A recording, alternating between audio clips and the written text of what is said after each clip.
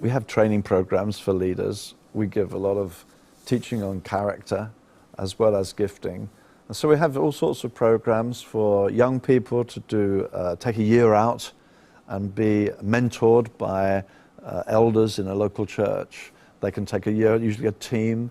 So we have scattered teams all over the UK and beyond, and then they'll come together for training, then they'll scatter back to the churches, come back together for training.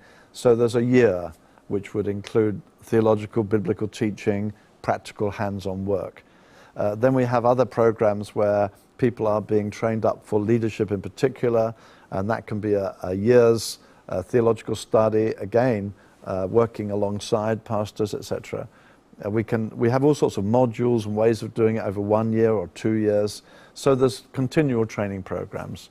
We've tended to decentralize always. So we didn't want to form something very central. So we have a number of centers up and down the country where mostly when people are coming into leadership, they may well all have a secular job at first. A church may grow around someone's ability to care for people, gather people. Then they'll begin to get training as they're doing it. I think that's the Jesus model, actually, that he trained guys as they were beginning to work with him. He trained them in action. I personally went to Bible college for 3 years. I really feel there are quite a few negatives as well as positives there. For 3 years, you're outside of an evangelistic context. You're very theoretical. I think Jesus taught in a life situation where what he taught could be immediately applied. I prefer that. So we've tried to get that kind of a training program.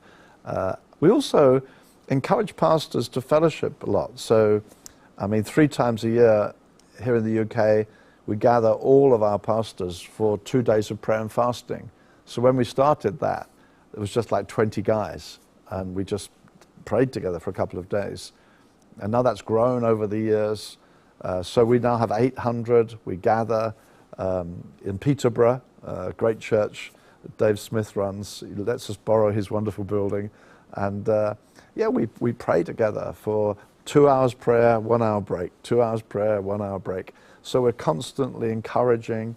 And then back in their various regions, on a Thursday morning, pastors will gather to pray and fellowship.